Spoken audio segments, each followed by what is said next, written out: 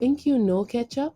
Think again. This simple red condiment has a history that's anything but ordinary. From ancient fermented fish sauce to a so called medical cure, ketchup's journey is wild, weird, and way older than you'd expect. How did it go from exotic elixir to fast food royalty? Let's dive into the strange, saucy past of ketchup. Hi, everyone. Welcome back to The Curious Past, the podcast where we uncover the forgotten, unexpected, and downright fascinating corners of history. So, my name is Shan. And I'm Danny. Today we're serving up a story as rich, tangy, and surprising as the condiment itself ketchup.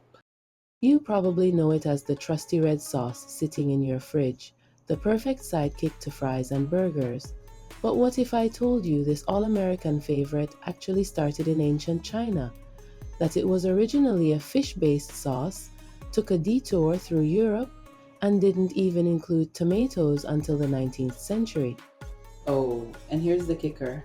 There is a time when people believed ketchup could cure diseases. This humble condiment has a past full of fish, questionable medical claims, and even a political scandal. Intrigued, let's squeeze out the truth behind the bizarre history of ketchup. Our story begins not in a fast food joint, but on the decks of ancient Chinese ships. Around the 3rd century, Chinese sailors created a fermented fish sauce called kotiap or kochiap, a briny, umami-packed staple that was more like soy sauce than the sweet tomato-based condiment we know today. That's right, the OG ketchup had zero tomatoes. Instead, this salty and pungent sauce, consisting of fish and soybeans, became popular throughout Southeast Asia and was revered by sailors for its ability to withstand long journeys at sea.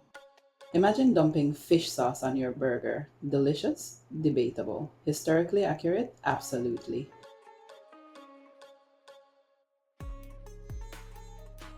When ketchup first hit Europe in the 1600s and 1700s, it looked nothing like the sweet tomato filled sauce we know today. British sailors, inspired by fermented fish sauces from China and Malaysia, tried to bring the flavor home. But with no soybeans or exotic fish, European cooks got creative. And trust me, things got weird. Enter mushroom ketchup. Yes, before tomatoes, the British were making ketchup out of mushrooms, walnuts, oysters, and even anchovies. Mushroom ketchup was one of the most popular early versions, made by salting mushrooms and fermenting them into a dark, savory sauce. It was commonly used as a seasoning, much like Worcestershire sauce today.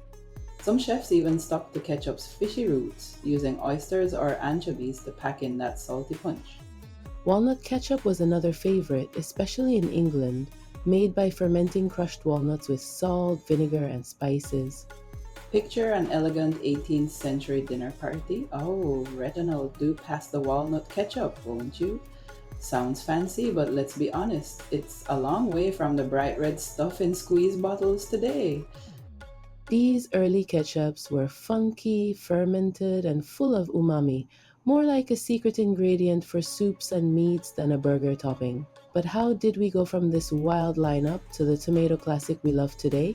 Let's keep digging.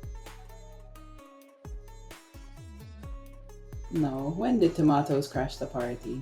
James Meese was an American scientist and horticulturist who is often credited with creating one of the first recorded recipes for tomato based ketchup. In 1812, he wrote about a new kind of love apple ketchup, love apple being an old term for tomatoes. Tomatoes were called love apples because of a mix of myth, mistranslation, and early European beliefs. The name likely comes from the French term pomme d'amour, which translates to apple of love. Some historians believe this name arose because tomatoes were thought to have aphrodisiac properties. Another theory is that when tomatoes were introduced to Europe from the Americas in the 16th century, people mistakenly associated them with a type of mandrake plant, which had a reputation for being linked to love and passion. Others suggest that the name was simply a poetic way to describe the fruit's vibrant red color and heart like shape. Regardless of the origins, tomatoes carried an air of mystery and romance until they eventually became a kitchen staple rather than a love potion. Interestingly, Mises' recipe combined tomatoes with spices and brandy, though it lacked vinegar and sugar, making it quite different from modern ketchup. At the time, many people still believed tomatoes were poisonous, so his recipe helped shift public perception. Over the next few decades, others refined the formula, adding vinegar and preservatives to extend shelf life. By the late 19th century, commercial brands like Heinz perfected the sweet tangy version of ketchup that became a household staple. Nothing says I love you like a bottle of love applesauce, right? No? Just me? Okay. Here's where things get even weirder. Believe it or not, in the 1830s, ketchup wasn't just a condiment, it was medicine and still relatively new to the American diet. At the time, Dr. John Coke Bennett, an Ohio physician, made bold claims that tomato ketchup had powerful health benefits. He even wrote articles stating that tomatoes could cure indigestion, diarrhea, rheumatism, and even cholera. Bennett's idea took off, and soon tomato pills and ketchup based medicines were being marketed as miracle cures.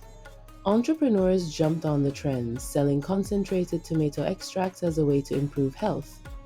However, as with many so called cure alls, the hype eventually died down. By the mid 19th century, people realized that these ketchup medicines didn't live up to their claims, and the fad faded. Ketchup was considered medicinal partly because of the growing belief in tomatoes as a health food. At the time, many people were still skeptical about eating tomatoes, but as science began to challenge old myths, some physicians started promoting them as a nutritional powerhouse.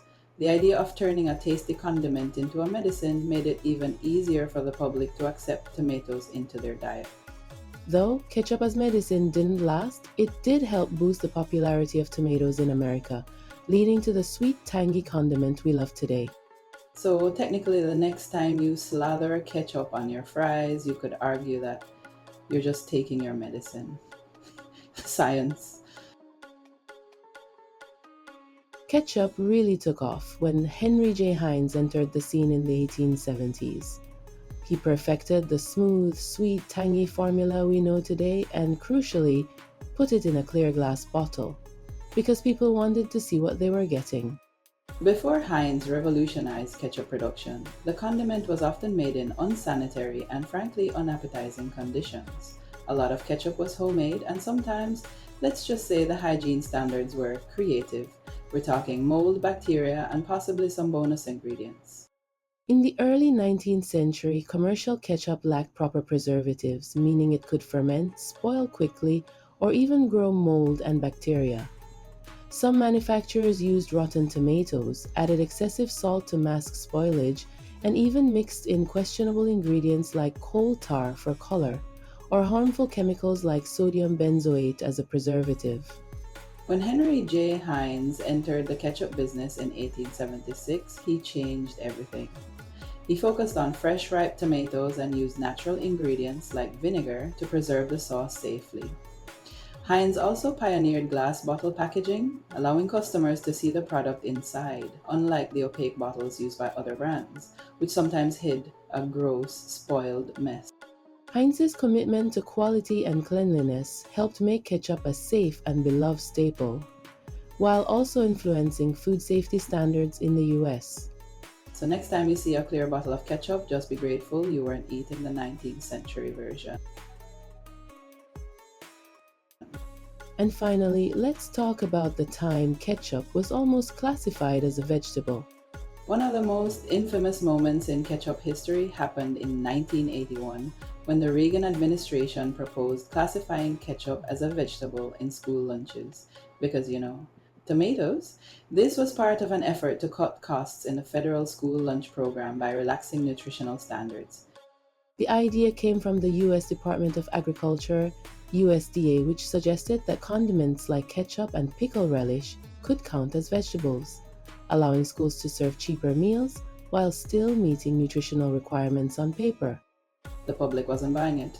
People were outraged and the backlash was immediate. Parents, nutritionists, and politicians ridiculed the idea, arguing that ketchup, which is mostly sugar and vinegar, was hardly a substitute for real vegetables like carrots or green beans.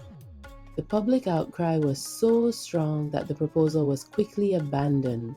However, the controversy became a lasting symbol of government cost cutting at the expense of children's nutrition, and it's still joked about today whenever ketchup and vegetables are mentioned in the same sentence. Nice try, government, but you can't just declare ketchup a vegetable and call it a day. So there you have it. From fermented fish sauce to love apple elixirs to nearly being a vegetable, ketchup has had quite the glow up. So, next time you squeeze that bottle, remember you're tasting centuries of history, innovation, and just a little bit of madness. If you loved this dive into the weird side of history, hit that like button, subscribe, and let us know in the comments what topic should we cover next. This has been The Curious Past. Stay curious.